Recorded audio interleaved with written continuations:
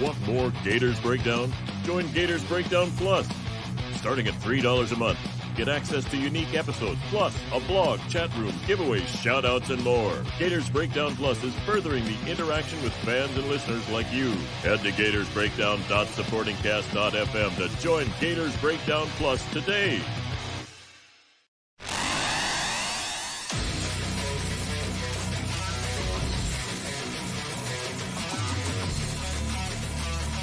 Gators Breakdown, because there's never a dull moment in Gator Nation.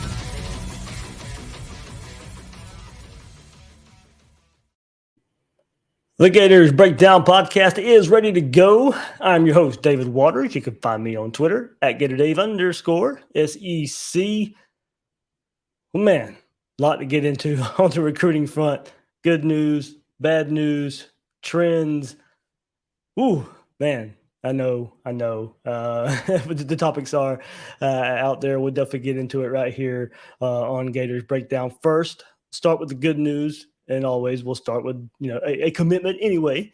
Gavin Hill now on Saturday committed to the Gators, so we'll get into that, what he brings to the table for the Gators, and then of course the storyline surrounding quarterback Jaden Rashada choosing Miami over the Gators. I know other schools, LSU, A&M.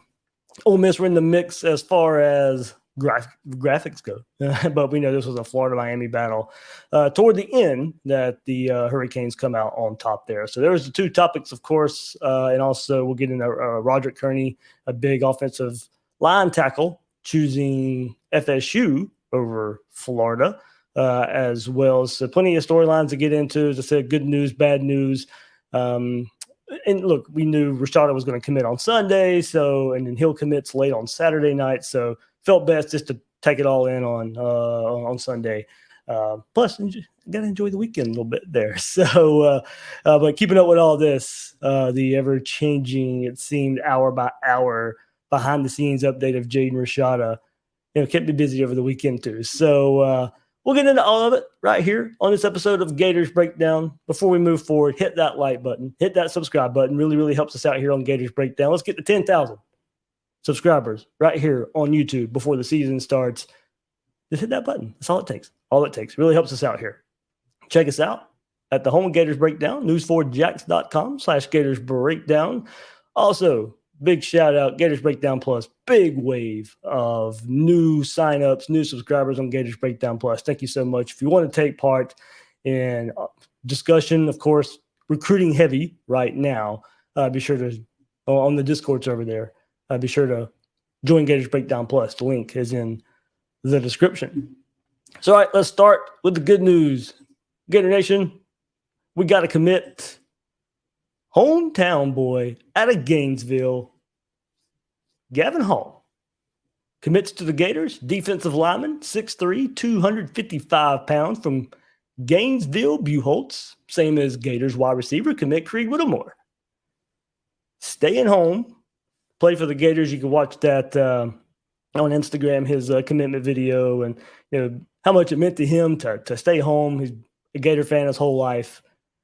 Wanted to play in the orange and blue ever since he's been able to play football, and stays home, commits to the Gators. This one kind of happened fast. Once we started hearing his name a bit a couple of weeks ago at a camp for the Gators, heard that name, heard it was pretty likely the Gators were going to be his choice. But here he is, a 4-star on both services, the 24/7 Sports Composite and the On3 Consensus.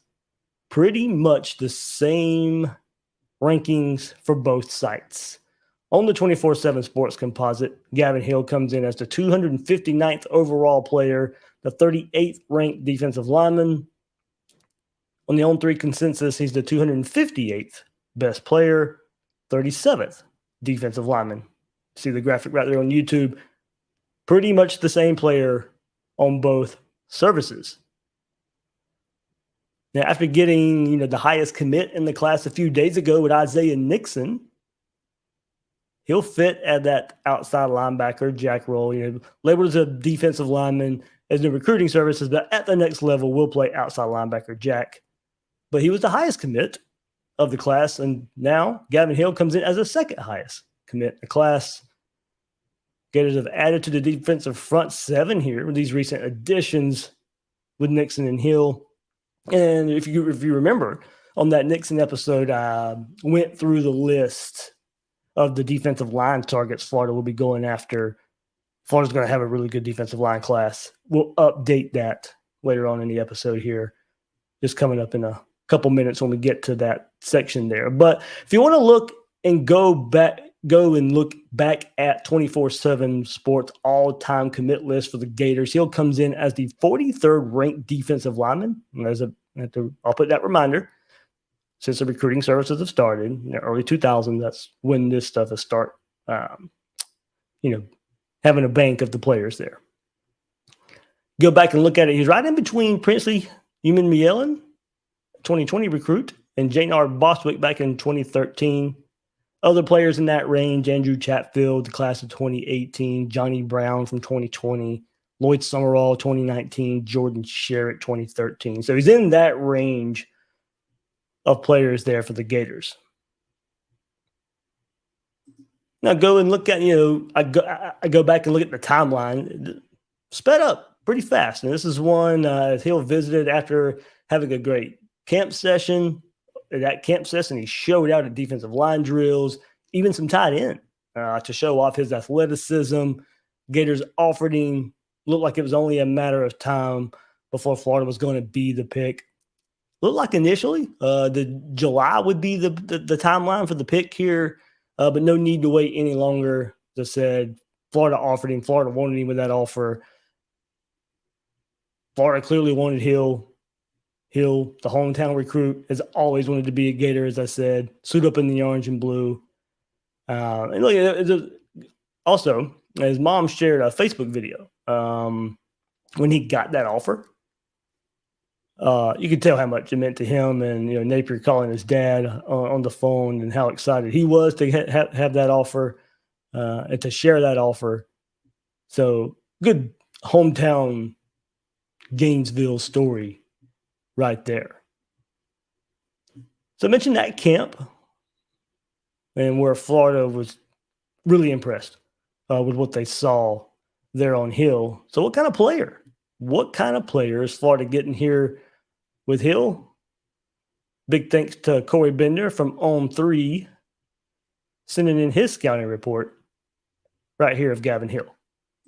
Gavin Hill is a versatile defensive lineman who takes on the role of strong side defensive end for his high school, but when you look at his frame and physical makeup, I think it's a guy who could play inside as well, possibly a 3 technique, just depending on what type of scheme Florida's playing in at that time. He also plays with a lot of effort, shows good pursuit to the football. Another thing I definitely like about Gavin Hill is his ability to disengage off blocks. He does a good job of keeping his head up so he knows where the football is, and then once the ball carrier gets close, he does a good job of shedding and disengaging to make a play on the football. But I think what Florida fans will like the most is his effort. It's a kid, obviously, who lives in Gainesville. He wanted to be for the Gators. He wanted to play for the Gators, So, the effort's always going to be there. That offer means something to him and his family. And I think he's a guy you can be patient with. He's going to add natural weight over the course of his career, and he's a versatile kid who can kind of play inside and out.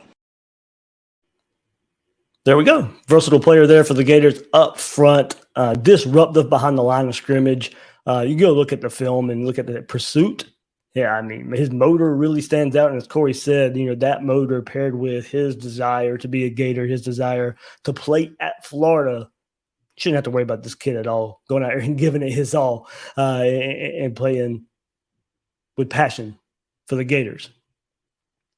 So as far as defensive line goes, you add Hill to the recent classes that feature Desmond Watson, Antoine Powell, Christopher Thomas, Tyreek Sapp, Justice Boone, Jamari Lyons, Chris McClellan, Jack Pyburn, Andrew Savanea. Those are the guys that he'll be playing with once he gets on campus, gets ingrained. Those are the recent signees around him that this what Florida's defensive line is going to look like in the coming years. All those names out there. And definitely more on the way. So I'm going to throw it back up from the last episode. I mean, Florida's going to have their pick here. This will be the best overall position group probably for Florida when it's all said and done for the class of 2023. Some of these rankings changed a little bit from last week when I threw this up, but filling out the rest of the defensive line class, filling out defensive tackle, filling out defensive end, maybe even edge rusher or outside linebacker a little bit according to how these guys can come in and step up. But as I said, Derek LeBlanc, top 100 player in the country. Keldrick Falk, another top 100 player in the country. John Walker, one more top 100 player in the country. All three right there in the top 100. Got to feel good where Florida sits with Blanc, maybe even Walker. Still not sure about Falk. We'll see if we get more from him. But Florida, he's got a decision coming up. See where Florida fits into that. Xavion Hardy, Will Norman, TJ Searcy, Jordan Hall, Cameron James. That rounds out the rest there. Hardy, top 115-ish top player. Will Norman the same. TJ Searcy, a top 150. Jordan Hall in that top 150. Cameron James in the top 250. So as far as I can tell, and I know we'll get into it just a second where trends go, and I know there's not a lot of confidence out there right now, but if there's one you probably should have it in, I'm going to say it's right here in the trenches on defensive line. Sean Spencer, Jamar Chaney, Patrick Toney, all those guys doing a good job up here up front as far as recruiting goes, targeting guys, getting their interest there. Hopefully, pays off there for the Gators. So speaking of targets, speaking of trends, that's where the bad news kind of comes, of course. Got the good news there. Very happy for Gavin Hill committing to the Gators. Made Saturday pretty good. I don't know how much it softens the blow for a lot of you out there. For the big one, Jaden Rashada, quarterback out of California. Oh man, I tell you, this was a roller coaster of a recruitment. As we know, he was originally supposed to commit last Saturday. If that was going to happen, Florida was going to be the pick. No doubt in my mind there. But he does delay the decision. Miami puts their foot right there to stop the door from being shut. Gets that visit. That visit in the end pays off as Jaden Rashada picks Miami over Florida. I'm telling you, this was it was a roller coaster. Went down to the wire between the two schools. Miami being the pick late in the week. Florida still doing work very, very late. The commitment got delayed by about 30 minutes. The committing on Sunday at 4 o'clock. Didn't happen until about 4:20-ish around there. A little bit of wavering going on, a little bit of wondering, but Rashada picks with Miami there. In the end, that one stings. Florida probably right there was their last chance at getting one of the highly regarded quarterbacks in the class of 2023. Most of them already off the board. And then where do you go from here? Start looking at other quarterback targets. 4-star Malachi Singleton from Georgia. He's committed to Arkansas, and he's getting the mix for him. He's a name that's coming up. 4-star Marcus Stokes from Ponte Vedra, right outside of Jacksonville, playing at Nice. Tim Tebow's old school. He's committed to Penn State. So if you look at it that way, you got to flip some guys. Both 4-stars in their own right. They're not in that top echelon of the quarterbacks when you start looking at it. Is that where you go? Do you wait for the transfer portal? Is that where it goes from here? There's going to be plenty of former top quarterbacks who don't see their way to starting roles. Maybe disappointed by that. Transfer portal, especially at the quarterback position, is always going to be open, I think. You're going to have some big names year in and year out. How do you weigh that? How do you weigh the guy not getting the job done at one school and you want him to come to your – most quarterbacks to one position, I think you can get away from that. There are good guys who just are not going to want to wait. They want to get on the field. This may not – there's a lot of talented quarterbacks that'll be starting that it's just going to be tough to break through. There will be good quarterbacks in the transfer portal. You're just going to have to make sure you get the right one. Kind of the same for recruiting here as well. Singleton, Stokes, two names I think we look out for when you start. Where does Florida go after Jaden Rashada? But that one stings. I mean, it really does. Florida was in it. Florida was the pick a week ago. And we knew that visit to Miami was going to happen. It was going to change some things. Definitely change some things. NIL, bag money, however you want to decide it. We'll get into all that in just a second here.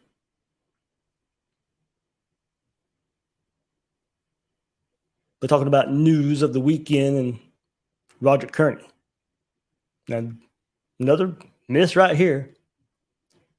FSU led early. FSU was the trend early, but this was my top pick for offensive line. I know there's guys ranked higher than him as far as recruiting rankings go, but for his style of play, his mean streak, the way he was going to fit into Billy Napier's offense, I think Roger Kearney at Orange Park and right outside of Jacksonville, one of my top choices, if not the top choice at offensive line for me.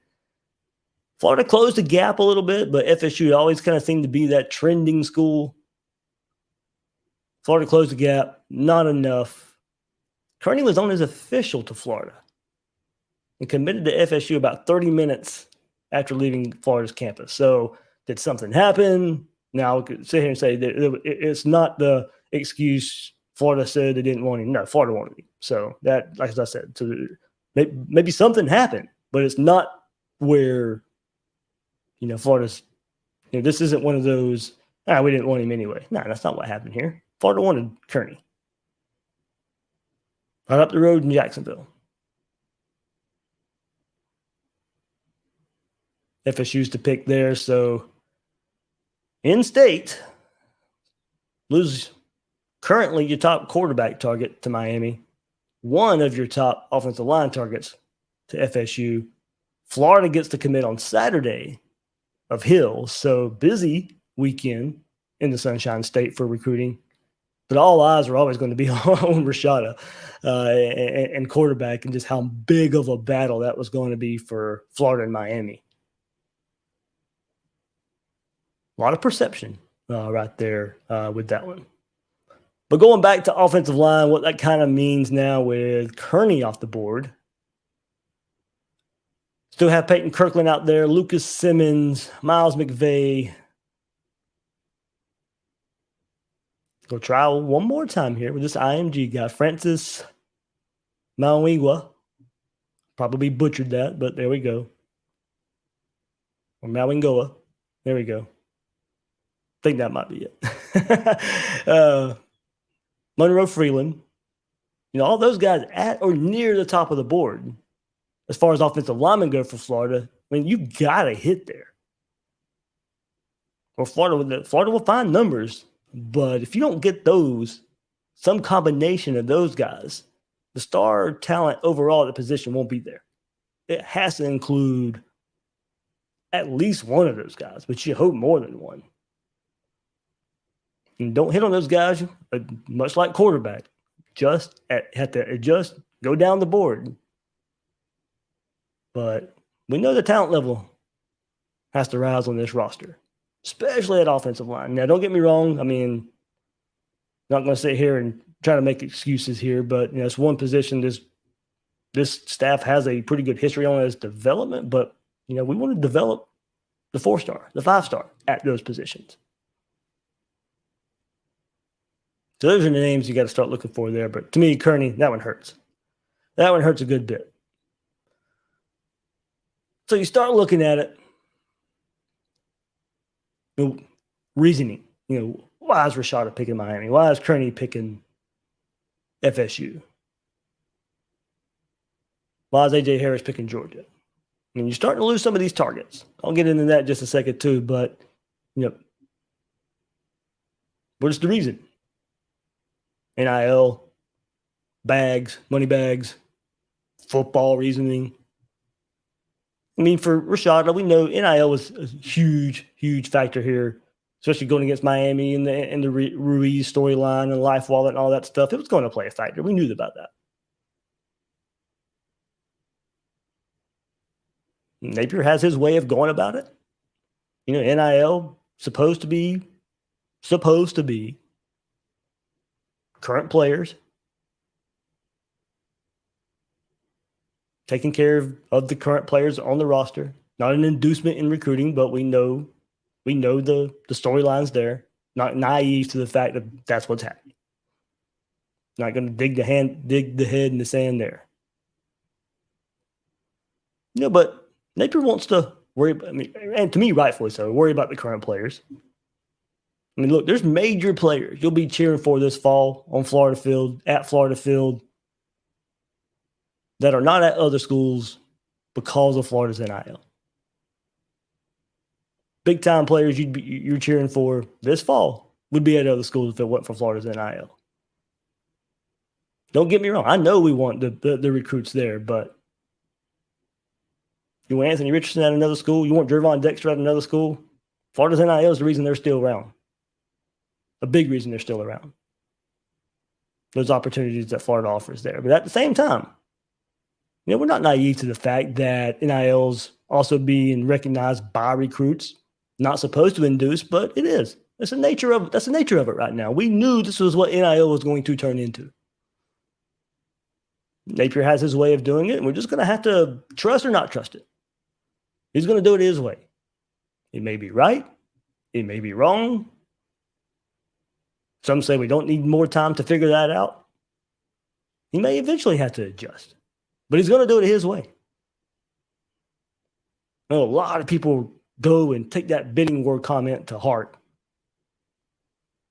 First of all, what else was he supposed to say publicly? We're not getting into a bidding war. That's what he's supposed to say publicly.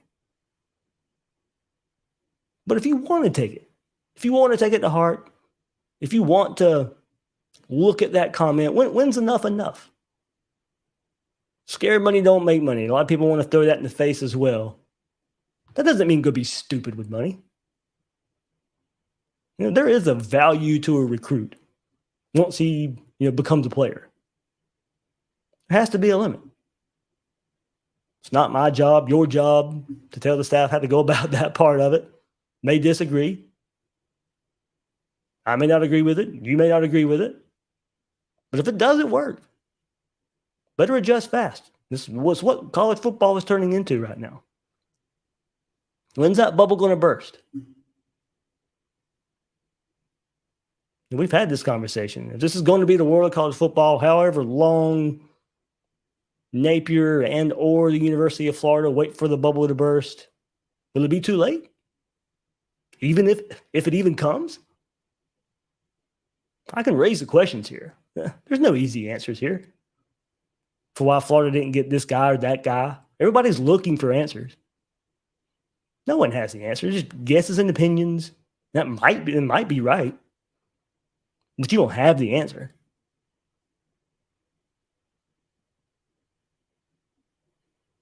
But looking at it right now, recruiting overall, recruiting as a whole, I told you guys I'd hold off for a lot of critiques until targets start heading elsewhere, and that's starting to happen.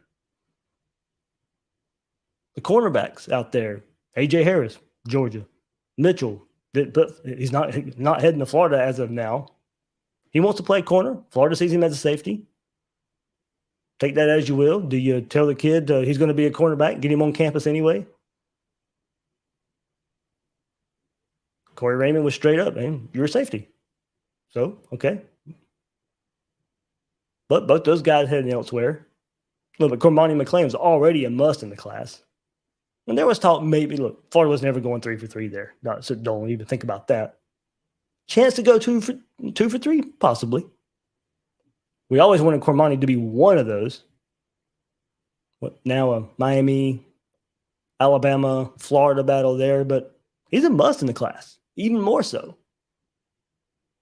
But those targets up there, Harris, Mitchell, all right, gone. Rashada at quarterback, now gone. Kearney, offensive lineman, now gone.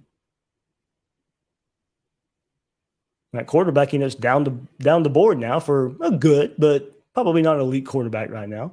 If you still go to high school route, Florida will probably get a good one. I do think there's some value down the board, but the optics certainly change. And are any are any of the ones that you can get now, are they a lightning rod to help recruit other players in the class? I think Rashada had that ability. That's where that one hurts a little bit more. Mentioned Kearney, target there, choosing FSU. There was another target right there. Staff put a lot of time into. So I said I wouldn't get worried till some of these targets start popping. Well, that's going to continue into this week as well. At running back, Trayon Webb got his decision coming up on the 30th. If that still sticks and holds true, Baxter, whenever he commits at running back as well. But, talking about targets and commitments coming up, I still think Florida is in a lead position for Webb, despite what crystal balls have been put out there. Baxter, of course, is going to be another big boy battle Florida going to have to get up for. But, targets right there at running back. But one coming up with Webb that we'll need to be keeping our eye on. I think Grayson Howard out of Jacksonville, the big-time linebacker, he'll be making a decision soon, probably South Carolina. So, as I said, start looking at targets. If they're not coming to Florida, that's when the concern, that's when the critiques will come in. There's a lot of targets I feel really good on. Looking at defense, I feel really good about. Not the same on offense. Right now, with missing on these targets, Florida pretty much absolutely needs to hit on Baxter, Webb, Eugene Wilson, Andy Jean, the offensive lineman I mentioned earlier on that side of the ball to be a force. If they want this offense to be a force, you're going to have to hit on the rest of those targets. A hole's been dug on that side. See what happens at quarterback as well, high school or transfer. So, look, I know we're all looking for answers as to why it seems to be not trending very positively for Florida right now. I'm not sure there's answers, unfortunately. Not this early in the process. I know everyone wants to try and lay blame at NIL or money or how the staff is constructed or booster and administration support, timing of building relationships. And do we ask the hard question that we pretty much know the answer to already? What's Florida to recruits right now? It's certainly not the Florida of old. And I think this staff is doing everything right behind the scenes. Everything, but it's not closing the deal. Do we just fall back to, Florida's not Florida? Not what we want Florida to be anyway. What weight does Florida hold out there in the recruiting world? I think all those things play a part. And they're different for every recruit out there. Some weigh it heavier. I'm sure the staff's trying to figure it out as well. I don't think they're happy about all this. But as we've said, how fast can you change? How fast can you adapt? I don't think there's easy answers out there. And for however you feel about recruiting, probably based a lot on expectations. Napier was hired to ignite recruiting. We know that. I'm not hiding behind that fact. At the same time, be a little bit smart about it. I never thought he was going to come in and out-recruit Nick Saban, Kirby Smart, Jimbo, Ryan Day, Riley at USC from the get-go. Never thought that. What sense does that make on the surface? Not a lot.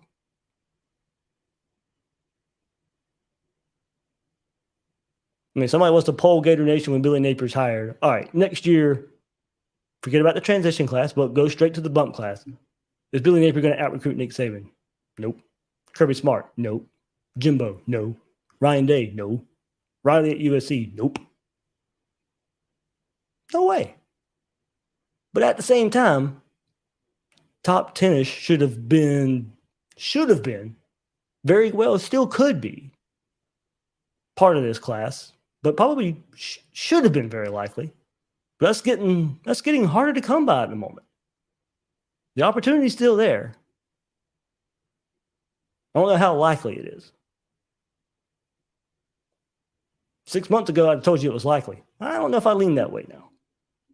There's something wrong there. And look, I know we all know what history says about bump classes and their relationship and their relation to winning fast. I don't think winning that fast was ever in the cards. Now, the equalizer was going to go get a QB to elevate the team. Like, I don't think you were going to class-wise out-recruit those guys that I mentioned. But could you go get the big quarterback to make up the difference? And Rashada was the last chance of doing that, I think. Now, I think you could probably go get a portal quarterback who has those same high school stats, that same stature in high school, that same star ranking around that. You might be able to get that. But what is that? I mean, how does that translate? I don't know. So as far as high school recruiting goes at that position, that doesn't seem likely at the moment either. So if your expectation was to come in and recruit at the highest of levels, then you're certainly disappointed. I'll probably fall somewhere behind that. Never thought they would go come out here and out-recruit those guys right away. Then especially seeing how NIL is changing everything. The transfer portal is changing everything. I think it caught him by surprise a little bit. Certainly caught me by surprise a little bit how fast it's all moving. How fast can you adjust? Will you adjust? I mean, that was one of the biggest. I think you will. Don't get me wrong. But that is just a guess. I mean, apologize. There's a lot of guessing going on. I know. I think a lot of you out there are doing the same thing. But how fast can you adapt? That's what especially going back to last staff, and I hate to keep bringing that up, but that was one detractor, keeping staff members much longer than needed. Recruiting strategy, waiting too long to change that. And we've heard about Billy Napier and the notebook and taking notes each and every day. What does he learn from taking those notes each and every day now? I think we need to trust him. Let him do it his way. I don't know the timeline for when he's going to look at it and say, okay, it's time to change this, time to change that. A lot going on. No, I'm kind of all over the place in this episode. I know a lot of the Gator Nation out there frustrated, disappointed. I think disappointed might be the right word. Frustration to a point. A lot of overreaction out there too, I think. I'm not going to call any examples out or anything. I'm not going to tell you how to think. I mean, don't get me wrong. Tweets at staff members and recruits and all that, taking it too far. And I do know for sure, recruits' parents are out there seeing this, making comments to the staff about seeing this. Right or wrong, I'm not telling you what to do, how to think, but there are consequences for those type of things.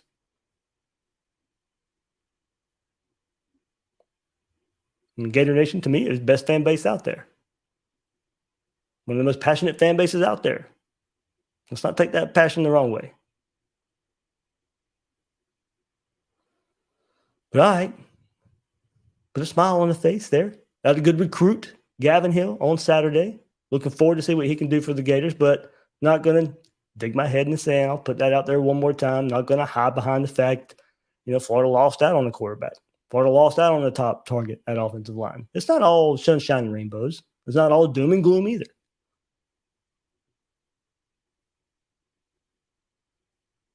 As hard as it is, I know what early signs say out there a lot of the times, but what else can we do but wait? What else can we do but show some patience? Billy Napier hasn't even coached a game yet. Nothing's going to change there. Let's give him some time to see how his way works. So that'll do it for this episode of Gators Breakdown. I know a little bit of somber here toward the end, but kind of just the way things are right now. Later this week, Will Miles, Bill Sykes.